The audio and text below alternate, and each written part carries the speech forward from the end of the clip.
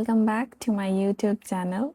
I am Manisha Thapa and I have completed my Master of Nursing in Critical Care, and today I am here to discuss on ETCO2 capnography. So remember or understand this ETCO2 capnography because it plays an important role in critical care setting. You are intubating a patient in cardiac arrest. Chest compressions are going on. How do you know your tube is in the right place? Or you just got the ROSC, one waveform, one number, and it could change everything. That's ETCO2. Today, we are breaking down on ETCO2 capnography, what it is, how it works, and why it's a way more than just that little number on the monitor. We are talking about one of the most powerful tools in respiratory and emergency conditions, ETCO2 capnography. By the end of this video, you won't just know what the number means, you'll understand the story behind the waveform. Now let's begin. So let us just start simply. ETCO2 stands for End-Tidal Carbon Dioxide. Okay, let's use this laser pointer.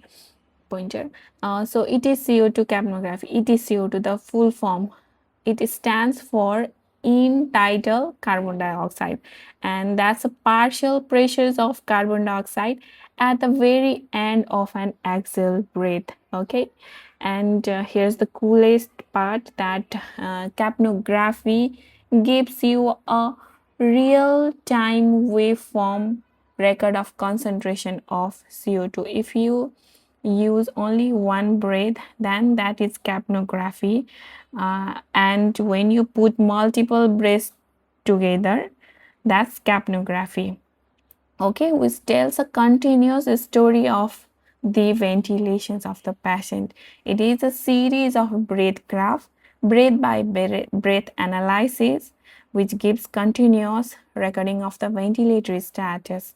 Okay, so you get both the waveform and a numerical value in the ETCO2 capnography.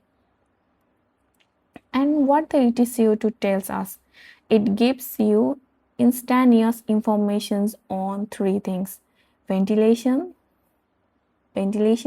perfusions, and metabolism. If you talk about these ventilations, so ETCO2 is a real-time, non-invasive reflections of how effectively CO2 is being eliminated from the body. So the high ETCO2 means you are not breathing enough. There is hyperventilations going on. And similarly, if there is a low ETCO2 level, that means you are breathing too much, uh, or there is hyperventilations. That's why there is a drop in ETCO2 level. That is how it gives the informations on the ventilatory status. Similarly, on perfusion side, how does it give informations on perfusions? We know that CO2 needs blood flow to reach the lung. No blood flow, no CO2 to exist. That's why during the cardiac arrest, ETCO2 is basically a measures of how good your chest compressions are.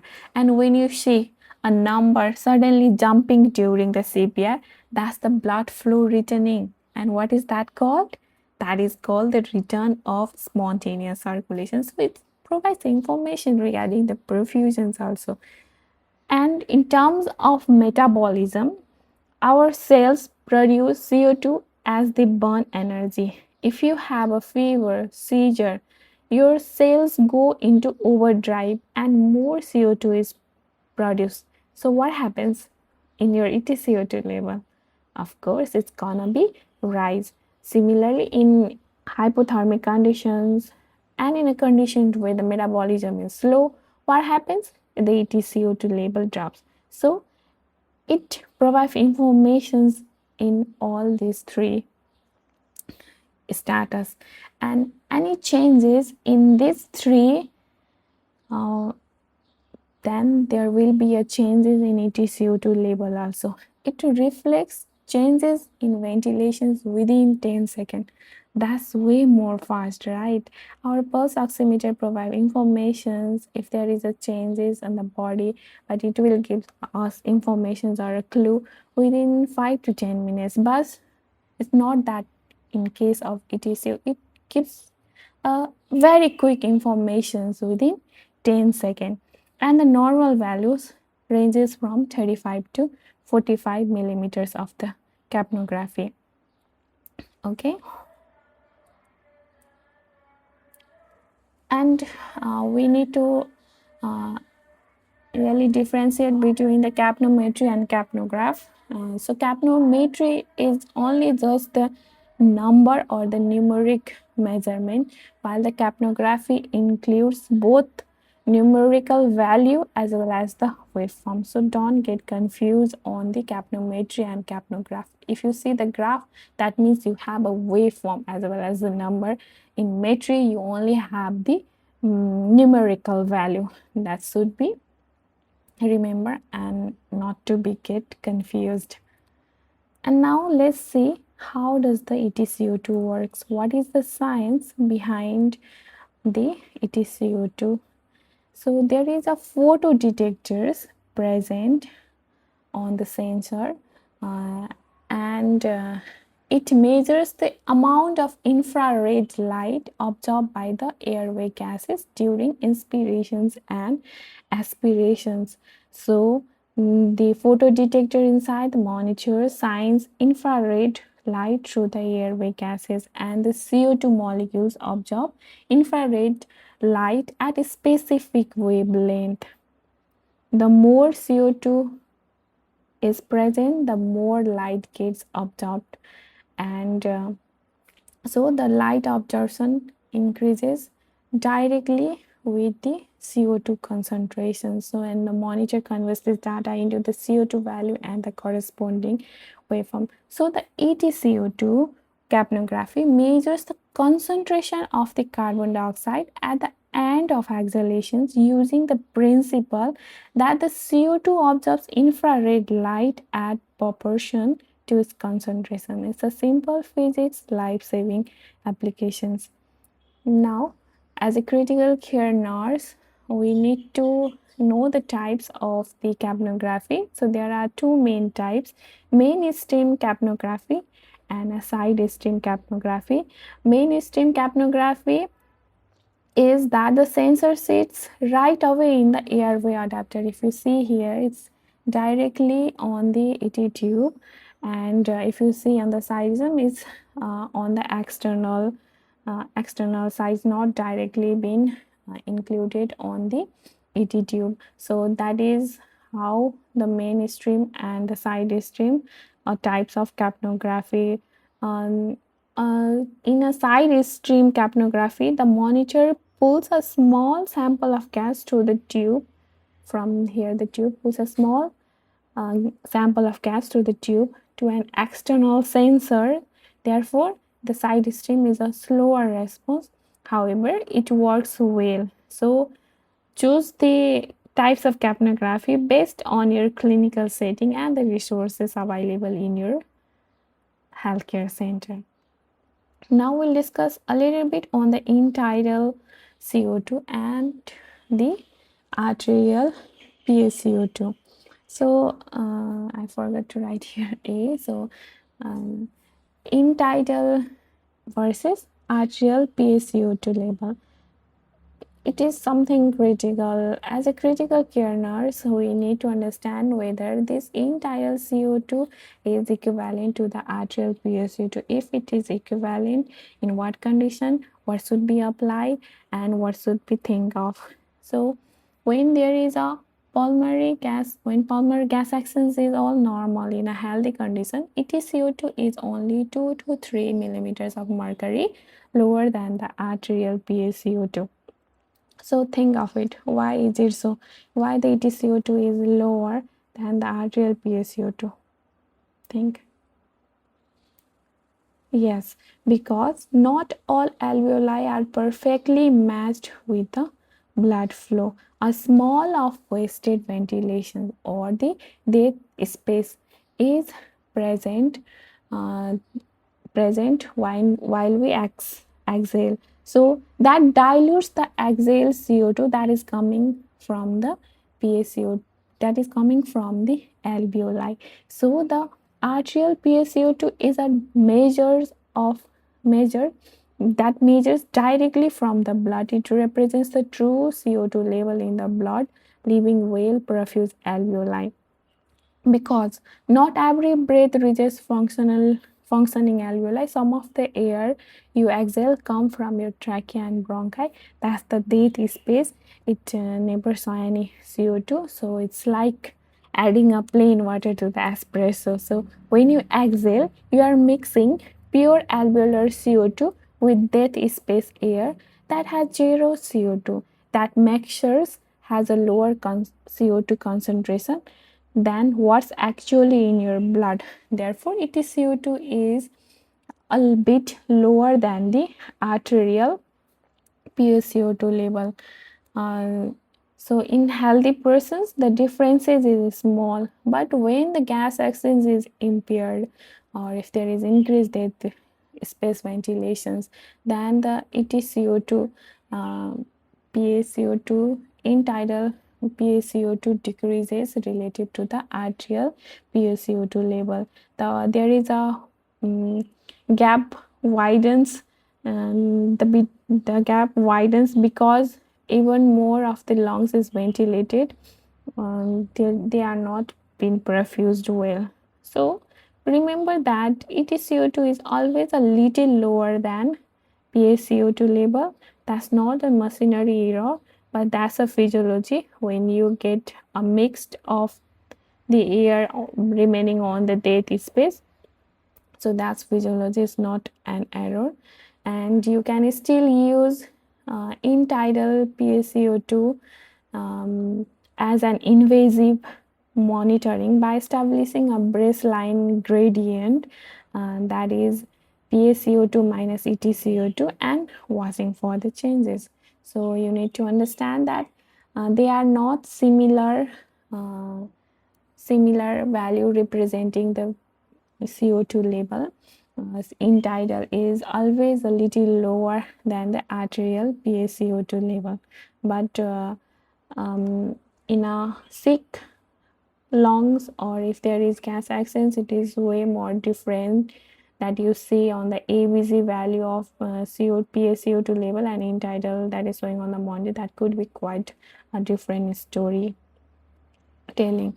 So you need to understand that. Okay, PaCO2 is more than end-tidal CO2 level. I hope you got it. Now let's just see what are the clinical uses of the capnography. So capnography can be used for verifying the ET tube placement and to monitor the patient during the sedation, detect breathings or apnea, assess ventilations during the CPR. It helps in detecting the ROSC, return of spontaneous circulation, and a prognosis during the cardiac arrest. It can be also used as non-invasive way to train the arterial PaCO2 level. It helps in weaning also. A rising ETCO2 during a spontaneous breathing trial often predicts failure. So it helps in determining success and failure of weaning attempt also. So the clinical use of capnography are very important, and now we'll see what are the factors that affect the ETCO2 level. So many things affects the ETCO2.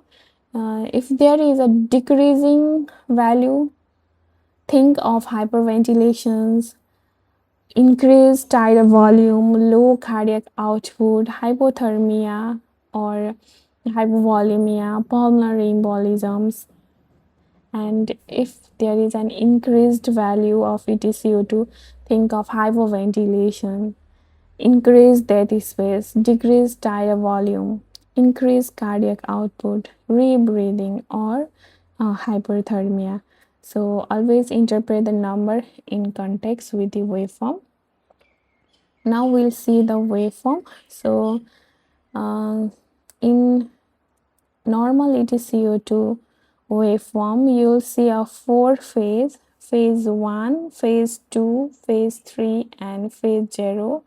Don't get confused. The phase 0 comes last. It is a downstroke of the inspiratory. So phase 1 is always zero because it is a dead space ventilation. It is the end of inhalation and the beginning of the exhalation. So phase 1 is the inspiration, end of inspirations, and the beginning of the exhalations. So this is phase 2, which is the upstroke of the expirations. So there is a CO2 coming from the alveoli and reaching the upper airway and mixing with the dead space and creating this steep upstroke, and there is a plateau. This is called alveolar plateau, and the maximum, this is the end of breath cycle containing the highest concentration of CO2, and the value that is shown in the monitor is this point of CO2 level, which contains the highest concentration of the CO2. So end of phase 3 is also the end of exhalations, and that's your ETCO2 number. Then comes the phase 0. It is the inspiratory downstroke. When inspiration begins, there is a rapidly fall of CO2 levels back to the normal on the 0, and that completes the breath. So this is the normal waveform of the ETCO2 level. So I explain a little bit on this waveform also. So phase 1 is dead space ventilation. It is the ending of inhalations and beginning of exhalations. CO2 is not present during the inspiration, so the baseline is 0. Similarly, phase 2 is expiratory upstroke. CO2 from alveolar reaches the upper airway, mixed with dead space air, and causes the rise in amount of CO2 and detected in the exhale air. In phase 3, it is the alveolar plateau. It is the termination of the breath cycle, which contains the highest concentrations of the CO2, and that's your ETCO2 number being shown in the monitor. It is also the end of exhalations. Phase 0 is inspiratory downstroke. When inspiration begins, the amount of major CO2 level quickly drops to the 0. So this inspiratory downstroke is your phase 0. Don't get confused. Phase 0 comes at the last, and please make sure that you understand this phase and you recite this phase, because it is very much important in your OSCE. Also, you got to have a question showing the waveform, or you are being asked to draw the waveform along with the phases and describe the phases on your OSCE part of your examination. So be prepared on this waveform. Okay, so this is exactly the normal waveform of the ETCO2 that we discussed earlier. And different waveform should be known by a critical care student, and we see different waveforms in different conditions. We first need to understand the normal waveform that we discussed earlier, and there are different waveforms we need to understand and we need to interpret it. If there is a sudden loss of waveform, the waveform was nice and good enough, representing a normal, but there is sudden loss of waveform, then think of the tube dislodgement, kinking, or even patient might have undergone the loss of circulatory function. That could be the causes. Decreasing ETCO2, there could be a leakage, that some of the amount of CO2 air is being escaped from there, so there is decreasing ETCO2. Similarly, and ETCO2 also helps to give a clue in CPR assessment. And similarly, in bronchospasm conditions, we can have a very shark fin like appearance.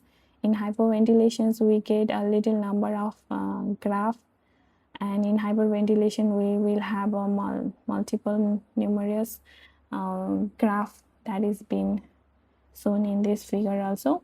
And in decreased ETCO2 during the apnea or the sedations, we can get this kind of waveform. So be familiar with this type of waveform to get prepared. Okay, and this is one of the important waveform that we need to see, and immediately if we see this waveform, that means you have got the patient with bronchospasm.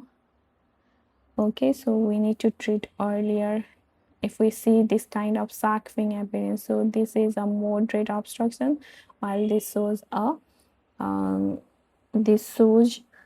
slow slanted upstroke with no clear plateau, means there is air trapping going on. So this means severe obstructions, and we need to clinically assess the patient and treat the patient as well. So it gives very important information on the patient ventilatory status. Another, if you see a curular cleft, a notch, a sudden notch in the plateau, then you must understand that there is a spontaneous breath trying to break through during the mechanical ventilation. So that means the patient's respiratory effort is being present during the mechanical ventilation. It shows the patient's effort trying to break that ventilation, mechanical ventilations during their effort. So this is called the curular cleft. Okay, if you see this kind of curular plate, that means your patient has this spontaneous respiratory effort going on. And if you see a never returned to the baseline, elevated baseline, that means the waveform has never returned to the zero. What does that mean? So that means either the patient is rebreathing the CO2 or there is a air stacking present. So if you see such kind, check your circuit or expiratory valve. So learn these shapes, they will save you a time. And during the intubations, to verify the intubation, if there is esophageal intubation, you don't get that capnography waveform, and in tracheal intubation you will get that capnography waveform. So this capnography waveform should be kept in your mind. And it also provides a ROSC SC clue during the CPR. So during the arrest, if you see a sudden rise in the ETCO2 waveform or the level, then that means that's the earliest sign of RSC. It happens before you feel a pulse. So that means there is a return of spontaneous circulations, but don't stop compression. Okay, just because you see the number jump, but definitely you need to check the pulse also. But however, it provides an information or earliest sign, provide information and earliest sign of ROSC. It also tells about whether your compressions aid quite enough or not during the CPR process. So it is very helpful in our clinical setting. Now let's move on to the summary. It provides information on ventilation, perfusion, and metabolism. Normal range is 35 to 45 mmHg with 2 to 3 mmHg gap below the arterial baseline. And during CPR, a sudden rise in ETCO2 means the return of circulation. spontaneous circulations. So capnography isn't just a monitor, it's an early warning system and gives a clue regarding your patient ventilatory perfusions and metabolism status. It's a way more important tool nowadays. Okay, thanks for watching. If you found this breakdown helpful, like and subscribe for more respiratory and critical care content. If any questions, drop them in the comment box. Stay curious, get motivated to learn more. Thank you so much.